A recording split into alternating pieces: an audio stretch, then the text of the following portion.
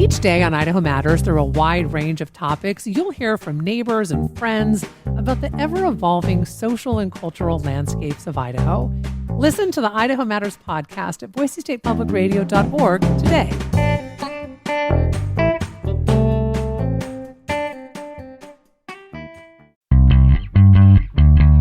More Idaho Matters now from the studios of Boise State Public Radio News. I'm Gemma Gaudette.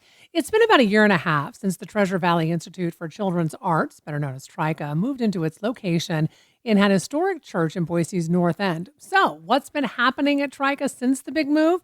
TRICA CEO John Swarthout, along with Helene Peterson, Director of Community Engagement, are joining us to talk more. Welcome to the program, both of you.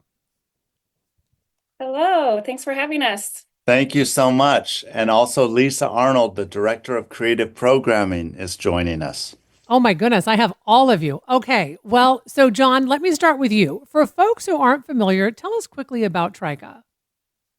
Well, TRICA is an organization that's founded on the belief that the arts have a very unique and profound power to inspire children in ways that will pour over into their regular lives, their expression, their communication, a sense of wonder, and create drive in their lives to be aware of art and do wonderful things. And all art disciplines, music, dance, theater, culinary arts, you name it. And Lisa, remind us, folks, of the major renovation the organization undertook at Emmanuel Methodist Episcopal Church. I mean, this building was built in 1907, sat vacant for years, and you transformed this space. Yeah, TRICA did an amazing job, and it's an amazing building that just houses so many amazing programs, and John has done something just incredible for the community. It was at one time deemed as one of the entire state of Idaho's 10 most threatened and endangered historic sites. And I believe the only one to have been taken off that list because the community really, we raised money and it was an epic mammoth effort, and people donated the money to save the building. And since it's opened, a building has been saved. One, a very special building, but two, the impact of TRICA by inspiring many children and families has also grown exponentially. What's been the community reaction to TRICA being in this space? Because as I mentioned, I mean, I think it's not only have you transformed the space, you've really given life back to that area because it took up such a big part of that block. Yes, it is a big chunk, and it's right in the heart of the North End, one block off of Hyde Park on 13th Street. We're on 14th in Eastman. And, it was once a place of gathering as a church, and then had a very dark history for a while with failed building attempts, turning it into apartments, and then also years of drug activity happened here. And so now that it's a place of gathering once again, only it's a center for learning through the arts, although the venue is available for community use rental as well, weddings, celebrations of life, bar mitzvahs, bat mitzvahs, and the neighborhood has really been delighted, although there were some concerns with traffic and congestion in the beginning because it hadn't been used as a gathering place for so long. Really, the response has been overwhelmingly positive that now we have a place to gather once again for the public, as well as fill it with TRICA programs. And Helena or Lisa, what's been happening since that official move into the space back in spring of 2022? Well, we have our full-time preschool of the arts here, and so we have about 45 kids enrolled in that. We have a full-time after-school program called Capture the Castle, where we welcome kindergarten through third graders into the space for after-school events and for holidays. So they're here with us today. And then we have a really extensive summer program filled with arts through dance and visual arts and performance. And Yeah, so in addition to that, the venue rental and all the community events really take up the year and inspire the community in great ways. Mhm. And Helena, you have a really wonderful event starting this coming weekend. Tell us, believe this is the second year you're doing this. It's called Snow Globe. Yeah, so it's an event where we turn the main sanctuary into a living snow globe. And it was actually created last year by Lisa Arnold.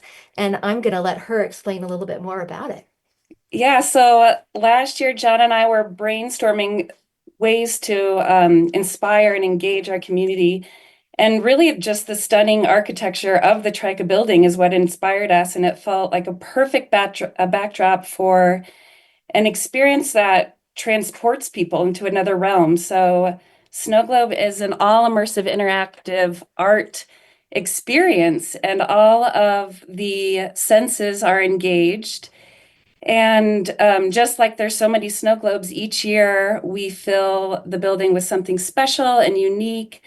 And each year the details are new and fresh. And so we're excited to open the doors on Saturday, the 30th, to invite the public to experience this over the holidays.